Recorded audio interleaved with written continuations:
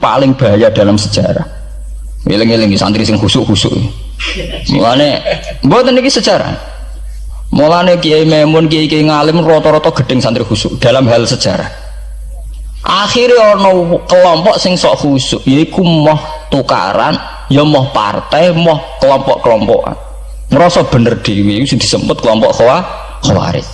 Wong Khawarij iku darani dosa gedhe murtad saking khusuke.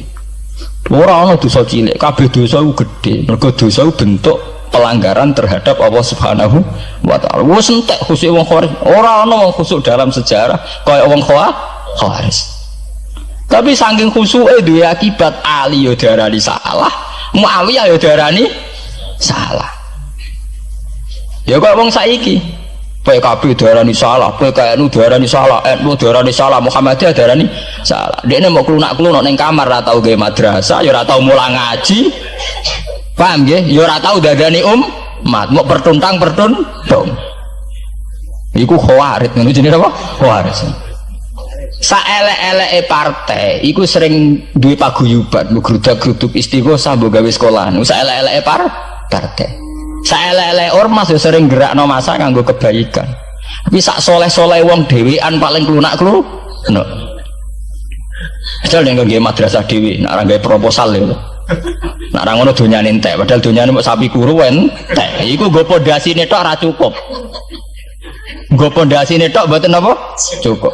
Wes wong soleh paling apik sak donya, mumpuni niat gawe masjid lho. Ndadekno pondasine tok apa gretok ora ngarah cukup. Ada sing rapati soleh lewat partai, proposal sana sini, masjidnya jadi mewah, bawa duit subhat, bawa haram, bawa abang, bawa hijau, bos. Akhirnya wong Khawarij gawe satu kelompok sing ngalalno darai Ali, yang ngalalno darai Muawiyah. Akhirnya matek dipateni wong Khawarij. Sampai sekarang, para teroris, para bom bunuh diri itu rata-rata berangkat dari orang yang sudah anti sama kepartaian, anti sama golongan, merasa suci sendiri, kemudian banyak terjadi bom bunuh diri dan sebagainya. Itu sejarahnya panjang. Memang samu gampang tapi urip-urip. Sebab itu semenjak itu sudah ulama-ulama itu tidak senang sama orang yang merasa sok suci sendiri, benar. Loh, saya sering ditanya, Gus, sampean itu kan tidak berpartai. Terus kalau organisasi di Indonesia yang kamu ikuti apa? Tak jawab. Asal NU atau Muhammadiyah itu mayoritas. Saya hanya ada di antara dua itu. Asal mayoritas, masih mayoritas.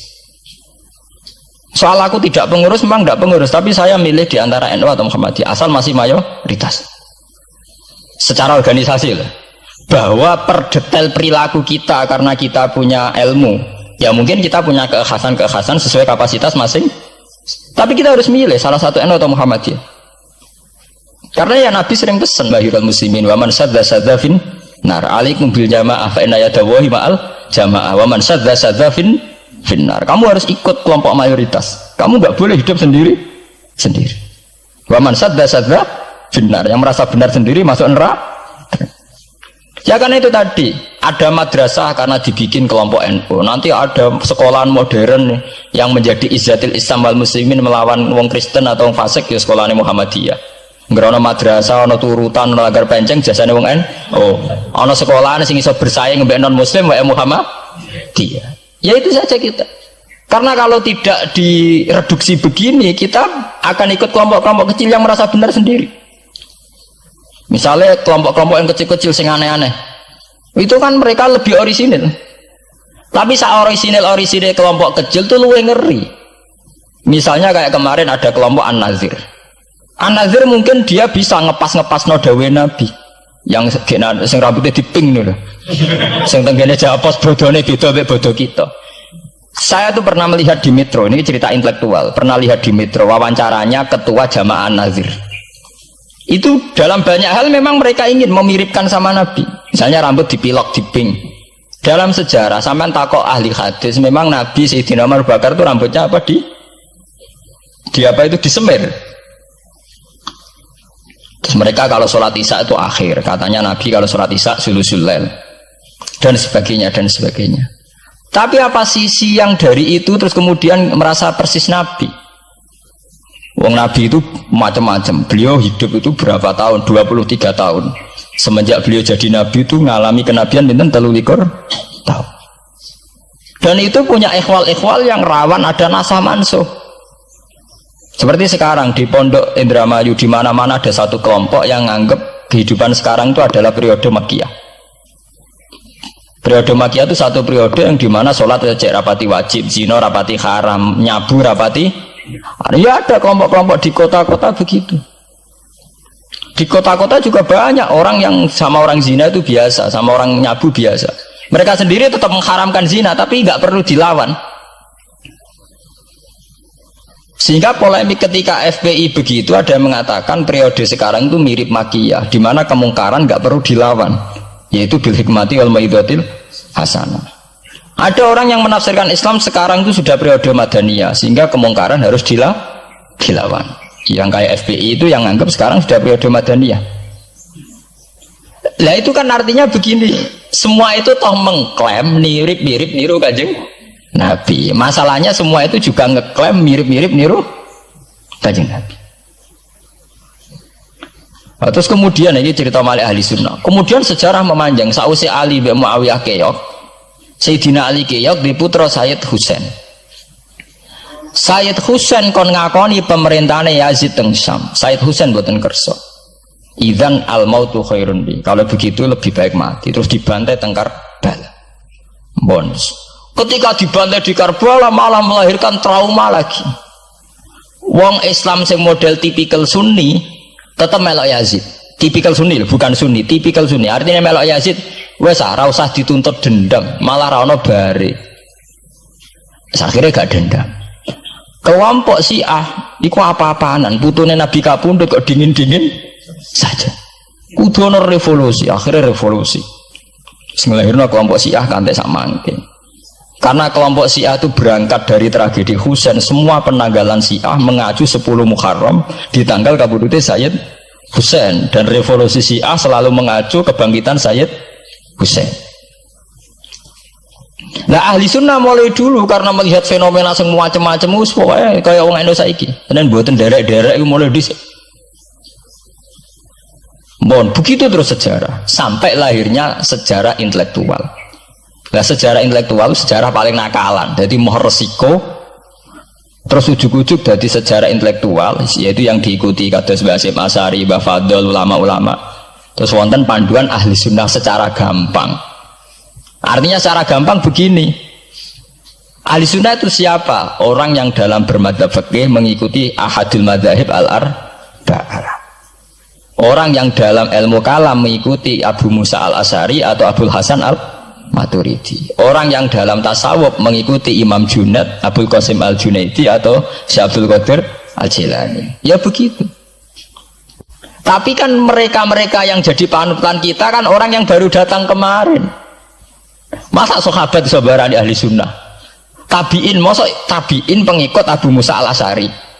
Dhisik endi tabiin Abu Musa al-Asy'ari? Masa Sayyidina Umar pengikut Imam Syafi'i? Wong dhisik Sayyidina Umar. Nah itu jenenge pembakuan sejarah secara intelektual. Artinya karena mendefinisikan ahli sunnah itu kangelan. Sebab ahli sunnah itu wong sing ciri utamane iku Syafi'i atau Maliki atau Hanafi. Dalam akidah anut Asy'ari atau Matu, ya hanya begitu saja. Ya sesuai secara kultural kalau di Indonesia ditarik ahli sunnah sapa ya NU ya Muhammadiyah. Karena Wahabi itu klaim ahli sunnah, sama jangan salah paham. Wahabi sendiri itu menurut konvensi internasional itu masih ahlus sunnah. Nggih. Dalam seminar-seminar OKI sedunia Wahabi itu masih kategori ahli sunnah. Muhammadiyah termasuk masih kategori ahli sunnah. Tapi kemudian ahli sunnah direduksi lagi. Ahli sunnah iso boy, sing sarungan keturunan kuno ya napa? Ahli sunnah. Ha, repot kan? Akhirnya secara global digawe takrif ahli sunnah itu sapa? Sing ora jelas sikape. Lah anak Syiah sing wani Amerika, takrif itu berkembang terus. Kok kebetulan Syiah diwakili oleh Iran, mulai dhisik ciri utamane Iran wani Amerika. Enggak dong, Iran nanti di presideni Shah Iran. Shah Iran itu Pahlavi bonekane Amerika. Terus digoleng no mbek monarkine Khomeini mbek Ali Syariah. Semenjak itu Iran identik mbek wani Amerika dimulai zaman era revolusi sinten Khomeini.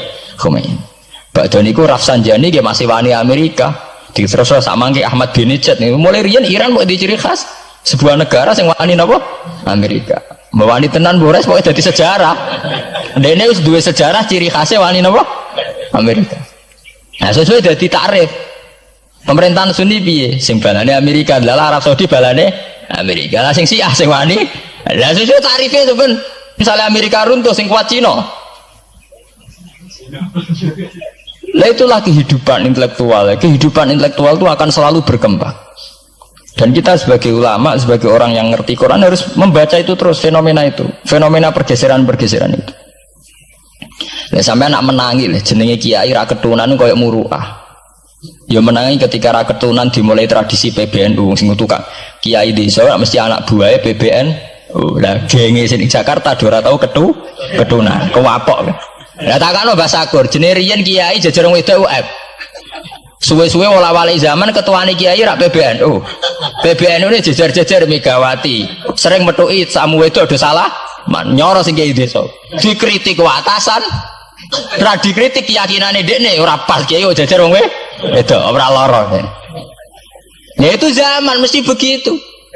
Kiai desa ngrasa nak lunga ora ketunan UF, ketuane kiai ning Jakarta ora ana sing ora ana sing ketunan. Cara desa kiai jagoan mbek wong wedok iku ketuane kiai sing di Jakarta ya ora trimo jagongan koalisi. Ya itu kehidupan intelektual, kita harus lapang dada berani membaca itu fakta. Kowe ora usah dadi khawarij karena kecewa terus dadi napa? Khawarij. Kecewa Pak Hasyim Asy'ari, kecewa Gus Dur terus dadi khawarij klunak-klunuk mbek gremang-grem. Ndak bisa. Kita harus gentleman sesuai dawuh Nabi ilzamu jamaahirul muslimin wa man sadda finnar alaikum bil jamaah fa inna yadallahi ma'al jamaah wa man sadda finnar. Mane kula umpama partai nggih milih sing gedhe, ormas nggih milih sing gedhe, bukan oportunis ya milih yang itu. Mergo sing cilik-cilik malah bulet ngono ngaten. Paham nggih? Mungkin yang cilik itu benar tapi bulet. Cara bahasa ini derek mainstream saja, yang umum-umum saja. Kan kula kiai kan buta lunga ra ketunan ya ra ketunan. Umume wong piye ge wae umume wong. Kula niku khusus umume wong sing ringan-ringan saja itu sing umum-umum saja. Itu tadi ya. Karena sejarah ahli sunnah sendiri itu sejarah yang disederhanakan oleh proses intelektual. Kalau baleni malih sejarah ahli sunnah piyambak itu sejarah yang disederhanakan oleh proses intelektual. Ini kemudian ada takrif ahli sunnah itu sapa wong sing cara bermadzhab mengikuti ahadul madzhab al-arba, cara bertasawuf mengikuti Abdul Qasim al-Junaidi, nggih. Cara bertauhid atau berilmu kalam nganggo Abu Musa al-Asy'ari atau Abdul Hasan al-Maturidi. Tapi mana ada takrif itu zaman Nabi? Nabi ora menangi periode ini Abu Musa al-Asy'ari, ya ora menangi Abdul Hasan al-Maturidi. Zaman itu mau ngoten tok. Ahli sunnah sinten ya Rasulullah? Ma'ana alaihil yauma wa ashabi. Ya wong sing anut aku lan anut sahabatku. Alaikum bisunnati wa sunnatil khulafair rasyidin al-mahdiyyin. Kowe ku anut aku lan anut khulafair rasyidin. Iya zaman Abu Bakar enak ketuane sitok. Tunggale zaman Basim Asy'ari enak karo anut Basim, nak era putu. Jare sepuh ya putune, jare sitok iku ya putune, iku ya putu, angger wong ya putune. Kula ereng wonten kiai alim wali teng Jawa Timur. Niku anak putune niku ora bangga. Mergo gerwong ya seputune. Lho nggih to nggih. Misale Basim Asy'ari kiai top. Nah Basim jek dhewean kabeh wong menapa dawuh Basim. Era anak rek 6 5. Lah nek era putu karek ngitung kan. Anak-anak 5 dan anak 5 anak putune wis sawe. Putune madzhabe beda-beda. Wong kula mondok sarang nggih menangi. Istilah sarang riyen Bani Ghazali, madrasah sarang namine Madrasah Ghazaliyah. Era Mbah Ahmad Bani Ahmad. Era Mbah Zubair Dugdeng, alim terkenal istilah Bani Zubair. Samangke pun benten malih. Putrane Mbah Zubair itu banyak. Ya, putrane Mbah Zubair banyak. Nah, kebetulan yang punya nama besar Kiai Maimun. Ya ada sendiri Bani Maimun, yang satu Bani siapa Bani? Ya sama Mbah Zubair. Tapi era anak kan sudah beda kan? Lah Basim Asy'ari nasibnya ya nanti kayak itu. Beliau satu dulu masih tunggal, wong mesti daerahnya Basim Masar, era putu. Gus Dur ya putune, Lili Wahid ya putune, anaknya Ki Wahid piyambak pinten. Urung anaknya Pak Yusuf Hasim piyambak pinten. Misalnya anaknya oh pirang-pirang, kabeh ketika tukaran alasan aku ya putu, iku ya putu. Sing dinggo genderane bae ayo.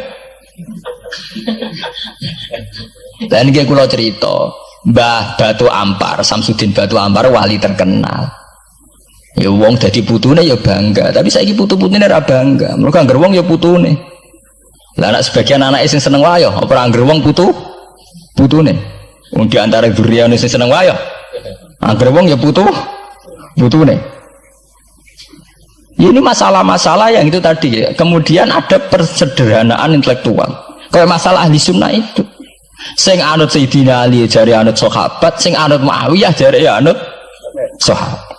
Termasuk sing anut Ibnu Abbas, sing anut Abdullah bin Umar. Di mana dua sahabat ini dalam posisi orang melok-melok.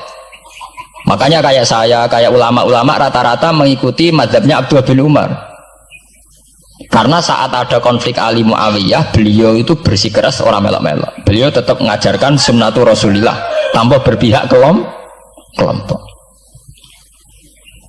Tapi banyak riwayat mengatakan Abdullah bin Umar bin Abbas itu kecewa. Hanya kecewa itu gedon dia ramel-melok. Ya karena itu tadi, ketika ada dua pilihan ramel-melok ya terus repot. Dia tuh sampean saiki pikir mau nih, saelek-eleke wong melok P3 atau PKB, iku melok nentokno kemaslahatane Jawa Timur, mbah Bojonegoro, mbah apa. Tapi saapi-api wong ra melok-melok, nentokno mudun lho ra melok-melok. Sehingga ada mazhab ahli sunnah sing majibno wong kudu melok-melok. Karena saapi-apike wong ra melok-melok iku ndak ada yang dikaryakan, nggak ada yang dipekerjakan. Oke, misalnya taruh saja misalnya sampean melok PKB atau P3 atau melok PAN. Saelek-elek melok iku mesti melok mikir nasib bangsa. Tapi saapi-api ra melok-melok ora ono sing mbok lakoni. Sebab itu ya banyak saja ulama yang mengatakan ketika ada partai yang macam-macam kayak kudu melok salah siji. Bukan apa-apa ya nganggo perhitungan amal. Kalau ulama ya pakai perhitungan apa? Amal.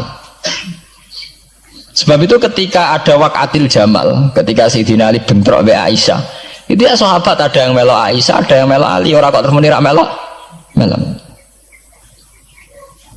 Ya tapi itu tadi kula mau matur teng awal, ketika Rasulullah dawuh kowe anut aku lan anut sahabatku, dawuh iku masih normatif. Artinya normatif ketika sahabat kepemimpinannya tunggal jelas anut Abu Bakar. Lah nek saiki sahabate dhewe wis tukaran. Iku waktu gale ana wong dawuh kowe anut kiai, mati urip donya akhirat anut kiai. Lho urusane kiyaine dhewe wis beda be. Ngono urusane kiyaine dhewe wis beda. Ya iya misalnya kiai PKNU kan ngono alasane, kowe anut kiai, anut sapa ora anut ya empun Mbah, tapi kiai kula P3. Mau cari kiai P3 kowe mati urip anut kiai empun anut Mbah, cuma kiai kula PKB. Lah ini masalah. Lah ahli sunnah itu kayak itu, posisinya itu begitu. Nah, kemudian konvensi internasional mengatakan daripada bulet ngono terus dibakukan secara intelektual dan diikuti oleh Mbah Hasyim Asy'ari, Mbah Fadl, ulama-ulama Indonesia, terus gawe takrif sing sederhana. Ini terus dibakukan lewat kitab Al-Kawakibul Lama'ah sing disahkan muktamar teng Jombang. Ahli sunnah pokoknya panduannya begitu. Fikih aja sampai metu ka madzhabul arba'ah. Tauhid aja metu ka Abu Musa Al-Asy'ari atau Abdul Hasan Al-Maturidi. Tasawuf anut Imam Abdul Qasim Al-Junaidi atau anut si Abdul Qadir Al-Jilani. Ya, atau Imam Ghazali ya kayak itu. Artinya umpama bebas ngeri. Misalnya bebas ngeten. Fikih anut Dawud Ad-Dhairi, ora selingkuh terus ki misalnya. Wong Dawud Ad-Dhairi syaratnya kawin kaya wong selingkuh. Mesine fikih anut Dawud Ad-Dhairi barbaran. Oleh kawin mut'ah, oleh kampung apa wali, ora seneng hotel seksine supir truk terus kawan kawin. Lah umpama tasawuf pemanut Ibnul Arabi utawa anut Al-Halas, ora wahdatil wujud kabeh manunggaling kawula ing Gusti. Untung nggih tauhide tasawufe kon anut Abdul Qasim Al-Junaidi sing kaya umume wong. Beliau sebagai ulama ya mulang ya kumpul wong. Lah munggo tasawufe anut Ibnul Arabi apa ora wahdatil wujud utawa anut Husain Al-Khallat apa ora dadi Siti Jenar. Paham ya? Jadi orang gunane dibatasi, nek ora dibatasi liar tenan.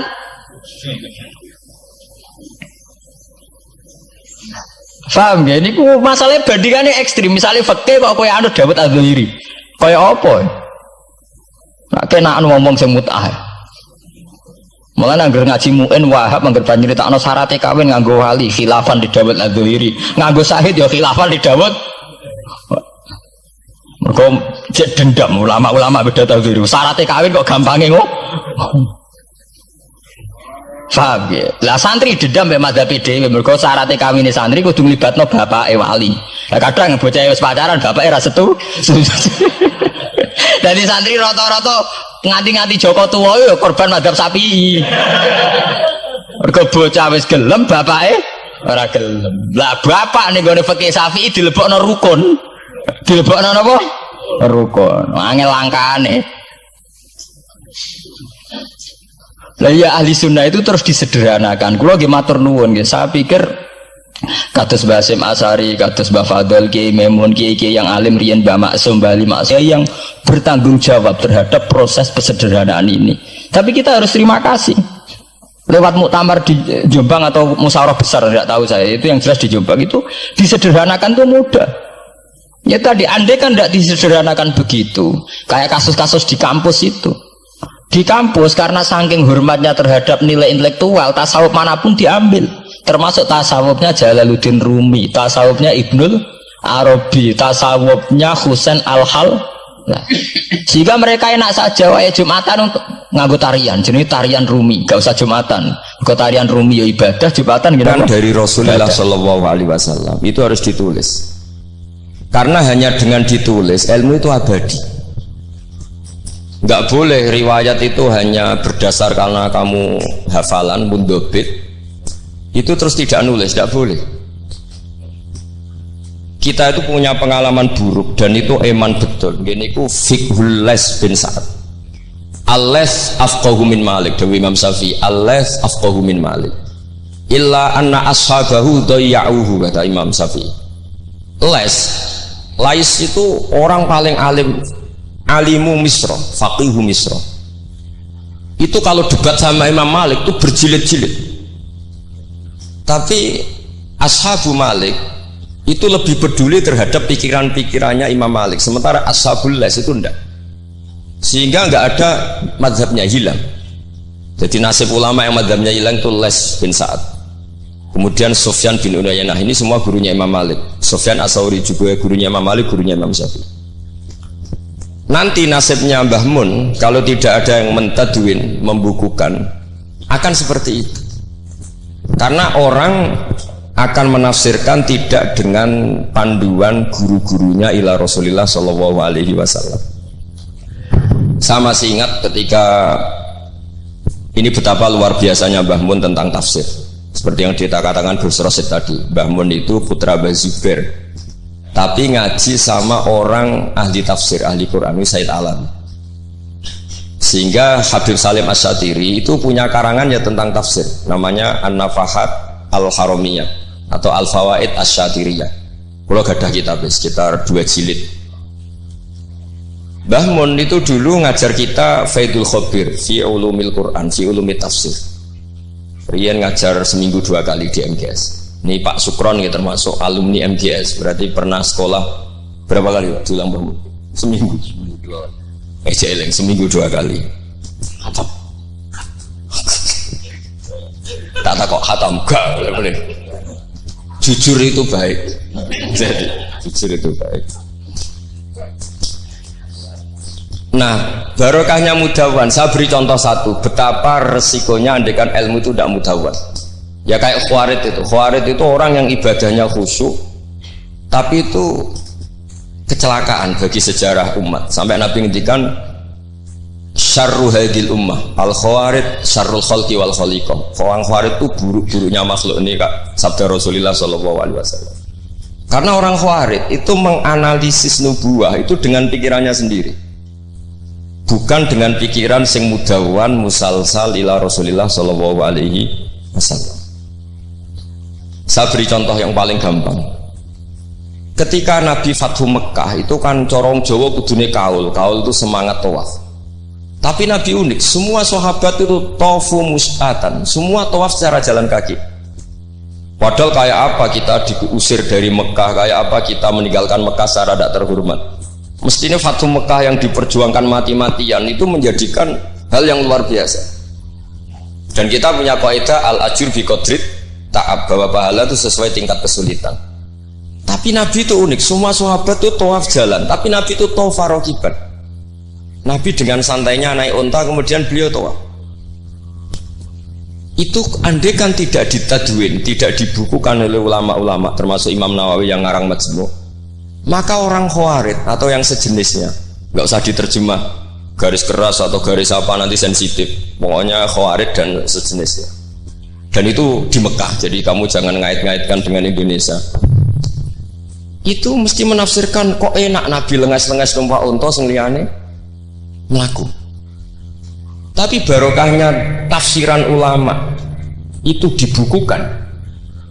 Nabi yang saat itu tofa rokiban, ya, Nabi yang saat itu tawaf secara berkendara, itu afdolu mungkin di alfi fadilatin sampai ilama la nihayatallah daripada yang tawaf masyian.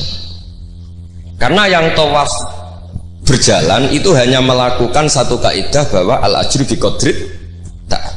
Tapi itu punya resiko fikih jangka panjang. Andai kan Nabi ikut tawaf jalan, maka akan dianggap syarat sahnya tawaf harus berjalan. Dan itu kita kesulitan ketika kita setengah lumpuh, setengah sakit. Lalu kalau kita pakai kursi roda, pakai skuter, dalilnya apa? Barokahnya Nabi tawaf rakiban, maka ada solusi, ada referensi kalau kita tawaf tidak masyian, yaitu dengan cara naik kursi roda dan yang lain-lainnya. Maka ketika Imam Nawawi, maka yang dilakukan Nabi itu fardun alaihi, Nabi melakukan itu harus, karena Nabi harus menjelaskan ke umat bahwa tidak termasuk syarat sahnya tawaf adalah secara berjalan, tapi naik juga boleh. Itu andaikan tidak ditadwin oleh ulama, maka pikiran ini tidak sampai kita. Dan kita rodok-rodok Khawarij, kok enak Nabi, padahal Nabi pas itu ya sehat. Nah sama ketika Mbah Mun ngersakno Gus Yasin jadi wakil gubernur, juga abahnya Gus Rosid ini Gus Subab kerso jadi DPR RI, Gus Kamil ya ketua DPR Rembang. Itu maka menjadi fikih bahwa ulama itu tidak harus berhadapan-hadapan dengan negara. Buktinya orang sekali Mbah Mun, putrane diminta disuruh mengkhidmati negara. Sehingga harus menjadi tradisi besar bahwa ulama dan umarok tidak harus berbenturan.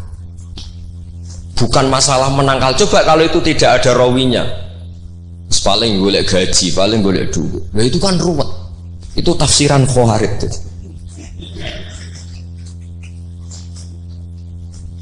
Jadi, saya itu punya sanad mutasil. Saya berkali-kali ketemu abahnya Gus Rasid, beliau juga guru saya, Gus Subab, semuanya. Itu ketika beliau menolak itu Mbah Mun maksa. Gus Kamil dulu pertama disuruh jadi DPR ya menolak, sampai pernah transit di dalam saya di Jogja itu 3 hari. Dan Mbah Mun akhirnya sampai duka harus mau. Tapi lama-lama kita tahu bahwa beliau ingin menyelamatkan Indonesia, bahwa Indonesia nggak perlu dipertentangkan antara ulama dan umat. Nah, itu harus terus. Karena kalau kita ingin versi tertentu, pasti Indonesia itu chaos. Chaos itu ya chaos ya. Guru hara. Kalau guru hara terjadi safkut dima, pengaliran darah, yang dosa kita.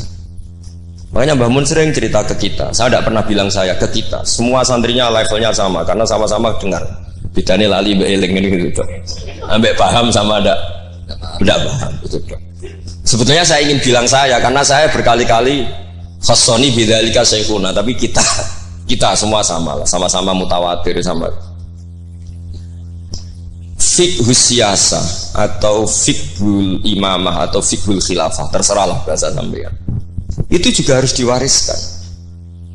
Sehingga dulu sampean tak ceritani, dulu yang semi-semi Khawarij itu ya sudah banyak. Wah Nabi itu harus ngomong akhirat terus, masa Nabi jabat. Oke, dari segi jabatan itu duniawi, kesannya buruk karena jabatan itu duniawi. Tapi kalau dibalik, atardo ayyaku nasolihu tahta yadidzolim, Kue ridho kalau orang-orang yang nggak sholat, nggak cewek, nggak istinja, mimpin wong soleh. Mesti harus dibalik, harus membolehkan orang soleh yang mimpin orang dolim, jangan dibalik. Wong soleh pokoknya yang masjid kabeh, wiridan kabeh, dipimpin wong dolim hanya karena kamu mengharamkan politik. Jadi orang itu harus ngerti. Makanya ketika beberapa nabi itu harus kita tahu, ada nabi yang ngaji terus kayak Nabi Yahya, Nabi Isa. Ada yang nabi yang seumur-umur itu jabat kayak Nabi Dawud, Nabi Sulaiman. Kamu boleh niru Nabi Dawud, Sulaiman jabat, tapi nggak boleh meniru istrinya 1000. Itu 4 saja masalah gitu. Sitok wais kudu pegatan ya gitu. Rai-rai nggak meyakinkan kan, satu aja sudah. Tapi itu tidak saya loh. Jadi sampai Allah menurunkan ayat am yahsuduna nasa ala ma atahum wa min fadli faqad ataina ala ibrahim alkitaba wal hikmata wa atainahum mulkan azim. Jadi ada orang-orang soleh yang oleh Allah disebut bahwa mereka itu jabat. Gini ku alu Ibrahim. Ada banyaklah orang-orang soleh yang jabat. Mereka adalah orang-orang yang tak kasih kitab, tak kasih hikmah, tapi ya wa atainahum mulkan azim. Ketika Mbah Hasyim di putra Gus Wahid jabat, dulu Mbah Wahab Hasbuwah dia anak Gus Wahid juga jabat. Mbah Mun punya putra Gus Bab, abahnya Gus Rosyid dulu ya di PRRI, Gus Yasin wakil gubernur. Ini kita sebagai muridnya Mbah Mun bukan melihat urusan jabatan, urusan bahwa kita ikut berbakti sama negara. Makanya ketika Mbah Mun kapundhut hari Selasa tanggal 5 Dzulhijjah, itu saya masih ingat betul. Ketika itu saya di dalam ada Gus Subab, ada Gus Naji, ada Gus Kamil, ada semua lah. Itu mereka itu kelihatan apa ya, masih nggak sadar kalau abahnya wafat. Kelihatan senang. Senangnya itu karena mereka menyaksikan betapa yang diinginkan Mbah Mun itu kesampaian. Beliau-beliau ini cerita, Mbah Mun itu cerita gini, Cung, aku nak mati Jumat berarti aku wali. Nak mati Selasa aku ya wong alim. Jadi berarti beliau itu milih jadi orang alim. Jadi dia relax. Terus ada beberapa apa ya, uang lah atau apalah. Kata beliau sama Gus Subab, bilang ke Gus Subab, bab ya aku nak teko balekno, nak ra teko bagi ning anak-anak. Jadi semua dipersiapkan. Begitu mudah beliau melihat kematian, melihat kapundhut, melihat seringan itu. Karena kerinduan seorang wali atau orang soleh kepada Allah itu rindu sekali. Dan ini kita harus punya riwayat, dan itu menjadi fikih besar. Nggak boleh kamu pakai fikih khawarij. Kiai kok jabat, kiai kok kedonyan. Misalnya ono kiai wong soleh ora oleh kedonyan, terus lagi wong solat buruwe wong ra solat, kowe rido? Wong solat buruwe wong ora solat, mergo sing solat kok kon melarat. Jadi nak fikih aja fikih khawarij. Fikih sing bener maca majmu', nak ra iso maca jerone maca judule. Ya sadar.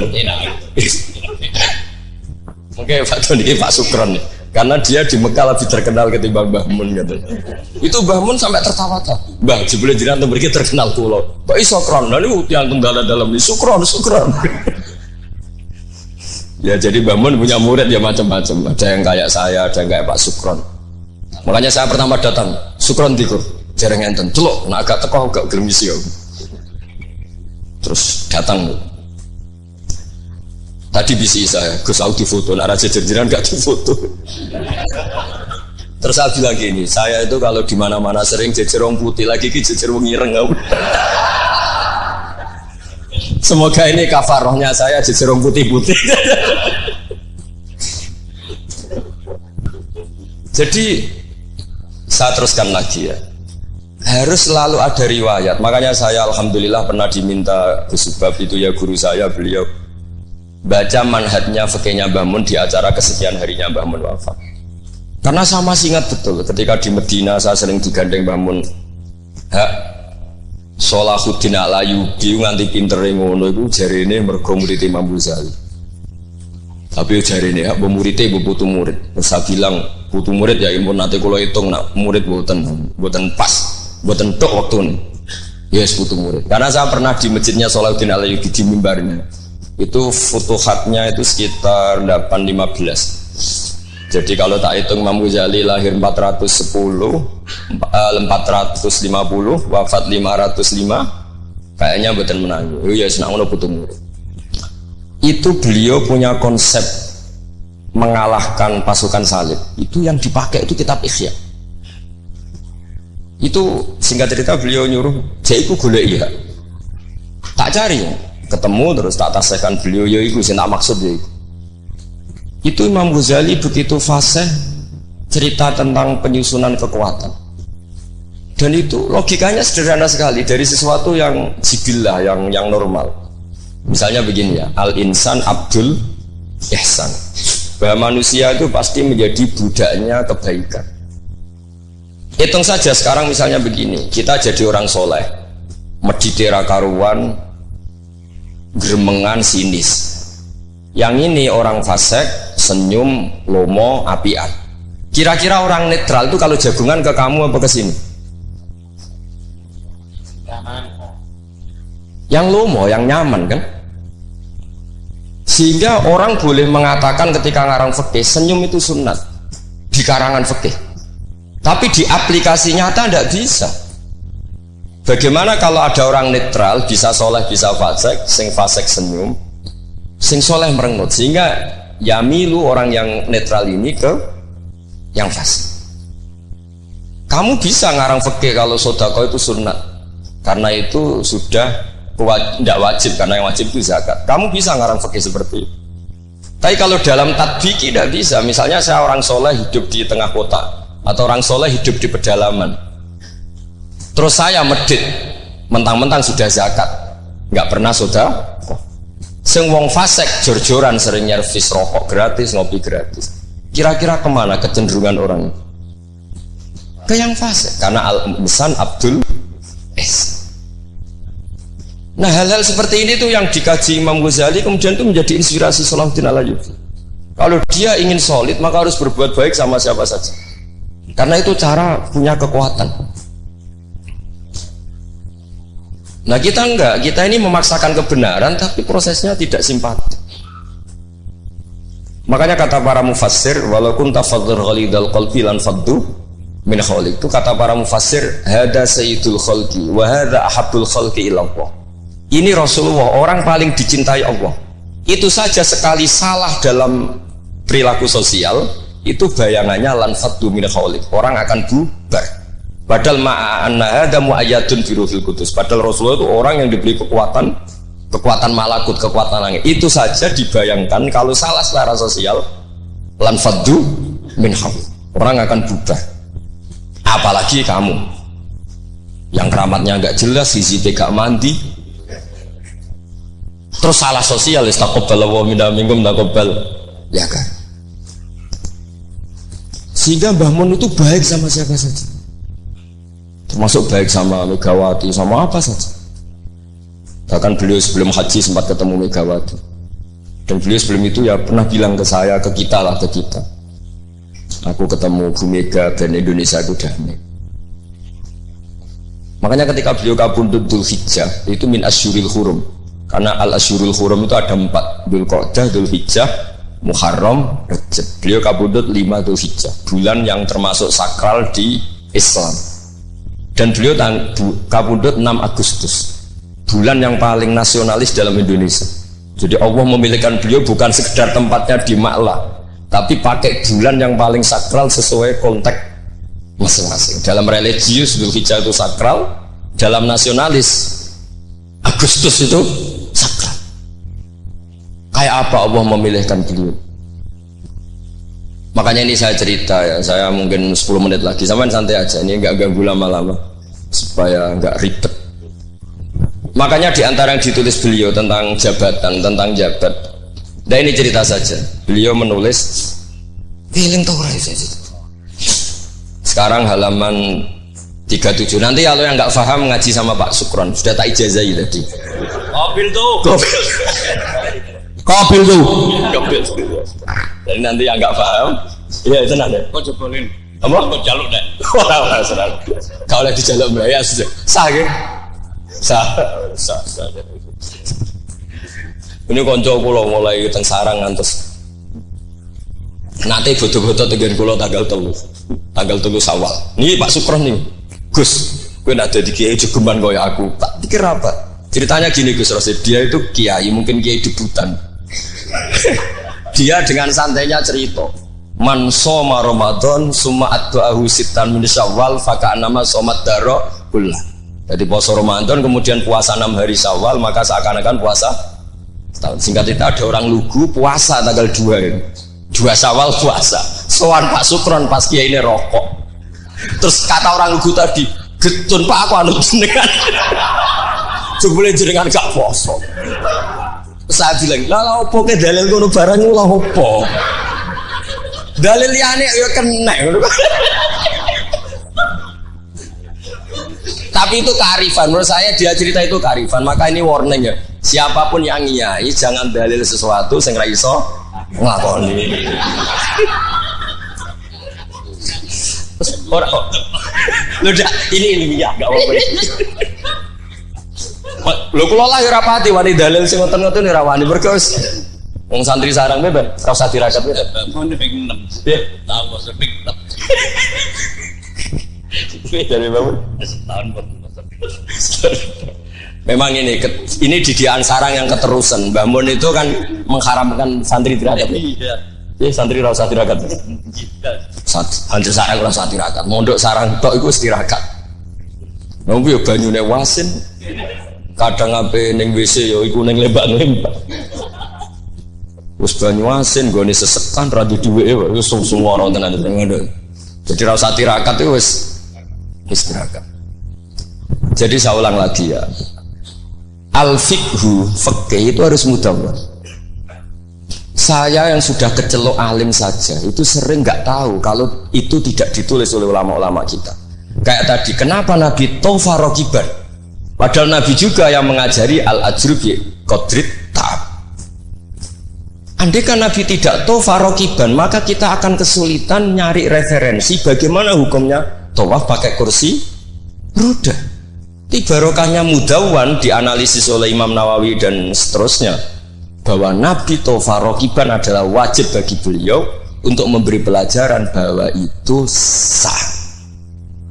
Coba kalau nggak ada penjelasan itu, mungkin orang menduga-duga Nabi ku piye dipek menangi dewe, khawarit sebenarnya. Dan itu harus ada yang mudawwar. Sama seperti Nabi Dawud, Nabi yang jabat, Nabi Sulaiman, Nabi yang jabat. Supaya jabatan itu tidak tunafis solafiyah, bahwa jabat itu tidak berlawanan dengan kesolehan. Katanya banyak orang soleh yang jabat. Tentu yang nggak jabat lebih banyak. Isra tak belo. Pak Sukron ya soleh tapi buatan jabat. Cuma soleh sampai kuat ngantek kapan ya roh. Nah sini yang halaman ini terakhir, masih 7 menit, 37. Hada summa idza nazarna ilal adarisan. Kula waca. Bismillahirrahmanirrahim.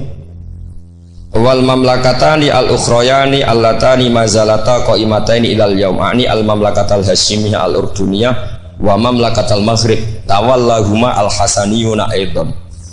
Artinya Mbah Mun cerita bahwa banyak orang-orang soleh bahkan min dzurriyyati Rasulullah sallallahu alaihi wasallam dan mereka jabat jadi raja, yaitu pasnya di Maroko adalah rajanya Al Hasani, apa? Hasani. Juga di Ordon di Jordan itu rajanya Al Hasani. Intinya Mbah Mun mau ngendikan kamu jangan anti jabatan. Banyak orang-orang soleh yang jabat, bahkan bukan sekedar soleh tapi itratu Rasulillah al itra at-tahira, itratu Rasulillah sallallahu alaihi wasallam. Ini dan beliau menulis itu. Wal mamlakatani al ukhrayani allatani mazalata qaimatain ilal yaum. Ini al mamlakatal hasyimiyah al ordoniyah wa mamlakatal maghrib tawallahuma al hasaniyah itu. Hada summa idza nadzarna ilal adarisah. Adarisah itu Sayyid Idris. Sayyid Idris itu al Hasani ya. Jadi al Hasani yang paling populer di Maroko namanya apa? Al Idris. Makanya disebut Adarisah. Yang dzurriyyahnya Al Idris disebut apa? Adarisah. Kayak yang bermadzhab Hambali disebut Hanabilah. Summa idza nazarna ilal adarisa wajadna anna ba'dhum wasalu ila sultanah war riyasah. Faqad sabaqa an assasa Sayyid Idris bin Abdullah daulatan azimatan fil Maghrib wa nudiya bis Sayyid Muhammad As-Sanusi malikan ala Libya. Jadi ini ya saya mau cerita Mbah Mun itu satu khazanah besar, melahirkan murid-murid yang alim alamah ya banyak sekali nggak bisa dihitung. Melahirkan murid yang bahkan putra yang cakap politik banyak. Siapa yang nggak ngakui alimnya Gus Najih? Siapa yang nggak ngakui fleksibelnya Gus Subab di jabatan Gus Tamil? Itu nggak bisa terhitung. Makanya ini khazanah besar, nggak usah dibentur-benturkan. Ada yang nekuni alim, ada yang nekuni jabatan. Semua itu untuk li'ilain apa? Kalimatillah. Jadi ini nggak ada masalah. Wonten sing kono Pak Sukron sesurip wae, meneng ae. Sok urip wae. Tapi tadi sudah tak ijazahin. Nanti pokoknya ini kalau nggak paham tanya Pak Sukron. Assalamualaikum warahmatullahi wabarakatuh. Oke, terima kasih buat teman-teman semua yang sudah menyaksikan video ini. Mudah-mudahan bermanfaat dan bisa menambah ilmu dan keberkahan buat kita semuanya, guys. Dan oke, buat teman-teman semua yang baru gabung di channel ini, jangan lupa like and subscribe dan nyalakan tombol notifikasinya biar nggak ketinggalan video-video terbaru dari channel Sahabat Orchid TV, guys. Dan oke, buat teman-teman semuanya dimanapun Anda berada, mudah-mudahan kita diberikan kesehatan, rezeki yang melimpah dan panjang umur. Oke, terima kasih. Salah-salah dari kami, mohon maaf. Ada kekurangan. Wassalamualaikum warahmatullahi wabarakatuh. Bye-bye.